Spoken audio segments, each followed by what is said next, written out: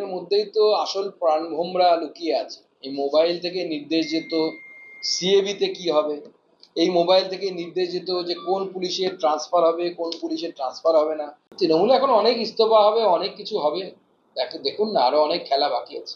আমাদের মুখ্যমন্ত্রী স্পষ্ট করে দিয়েছে যে মাননীয় গৃহমন্ত্রী অমিত শাহজি যে নীতি দিয়েছে, detect, delete and then report, সেই নীতি রাজ্য সরকার চালু করে দিয়েছে। অর্থাৎ ডিটেকশন মানে ধরা হয়ে গেছে ভোটার লিস্টে কারা কারা বাংলাদেশি, কারা কারা সিএ এর আওতায় পড়ে না, তাদের নাম ওই লিস্ট এসে গেছে। সাময়িকভাবে ধরে রাখার জন্য সেই জন্য জেলে না নিয়ে গিয়ে সরকারের টাকা খরচ না করে, জনগণের টাকা খরচ না করে হোল্ডিং ক্যাম্প, হোল্ডিং ক্যাম্প মানে ওটা কোনো চিরস্থায়ী বন্দোবস্ত নয় বা আপনি অনেকদিন থাকবে তা না, কিছুক্ষণের জন্য রাখার জন্য ব্যবস্থা, ধরে পগার পার করে দেওয়ার ব্যবস্থা। এতদিন এটাকে বন্ধ করে রাখা হয়েছিল, তার ফলে সাউথ থেকে প্রায় জোকা থেকে মানুষ এয়ারপোর্ট অব্দি আসতে পারছিলেন না। পুরো সাউথ কলকাতার লোকেরা বঞ্চিত হয়েছে দিনের পর দিন। দেখলেন আপনারা নিজের চোখের সামনে যে মাত্র কত ঘন্টার কাজটা বাকি ছিল, মাত্র 300 মিটার 400 মিটার একটু পথ, রেলপথ, আজকে সেই কাজ সম্পন্ন হলো। এটাই হচ্ছে ডবল ইঞ্জিন সরকারের আনার সাফল্য, বাংলার মানুষের সাফল্য।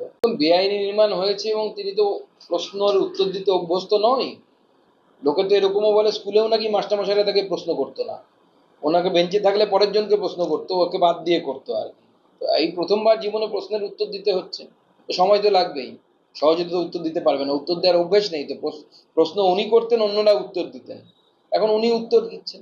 আরো অনেক এরকম পরিবর্তন হবে বিজেপির সরকার এসছে। তো এই ধরনের ঘটনা আমরা এর আগেও দেখেছি যে স্বাস্থ্যসাথীকে নিয়ে বারবার এই ধরনের নার্সিংহোম, যে নার্সিংহোমগুলোর বেসিক ইনফ্রাস্ট্রাকচার পর্যন্ত নেই, অনেক নার্সিংহোম সেখানে দুর্নীতি করেছে স্বাস্থ্যসাথীর টাকা নিয়ে।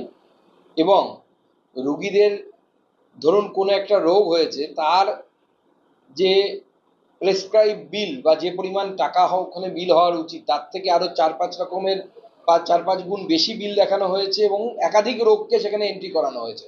অর্থাৎ হয়েছে গল ব্লাডার স্টোন অপারেশন, কিন্তু গল ব্লাডারের সাথে আরো 2-3টে রোগের যুক্ত করে বিল করে এবং সেই টাকা সাইফন করার কিন্তু বহু নিদর্শন আমরা পেয়েছি। পশ্চিমবঙ্গের 6 কোটি মানুষ আয়ুষ্মান ভারতের আওতায় আসবে এবং তারা কেন্দ্র সরকারের সেই প্রকল্পের সুবিধে পাবে এবং স্বাস্থ্যসাথী দুটো যৌথভাবে, অর্থাৎ স্বাস্থ্যসাথীতে যাদের এবং স্বাস্থ্যসাথী এবং আমাদের যে আয়ুষ্মান ভারত, এই দুটো একসাথে যুক্ত হয়ে যাবে। মোবাইলের মধ্যেই তো আসল প্রাণভোমরা লুকিয়ে আছে। এই মোবাইল থেকে নির্দেশ যেত সিএবিতে কি হবে, এই মোবাইল থেকে নির্দেশ যেত যে কোন পুলিশের ট্রান্সফার হবে, কোন পুলিশের ট্রান্সফার হবে না, কোন এসপির কোথায় নিয়োগ হবে, তার নির্দেশ ওই শান্তনু সিনহা বিশ্বাসের মোবাইল থেকে যেত। তো স্বাভাবিকভাবে সেই মোবাইল তো অত সহজে খুঁজে পাওয়া যাবে না, কারণ ওই মোবাইল ওই তৃণমূলের প্রাক্তন বিধায়ক যেরকম পুকুরে ফেলে দিয়েছিল, এও সেরকম কোনো পুকুরের মধ্যে এই মোবাইল ফেলেছে। ওই মোবাইল পেলে পরে সব ধরা পড়ে যাবে। প্রাক্তন মুখ্যমন্ত্রীর নির্দেশে শান্তনু সিনহা বিশ্বাস কি কি অপকর্ম করেছে, সমস্ত অপকর্ম সামনে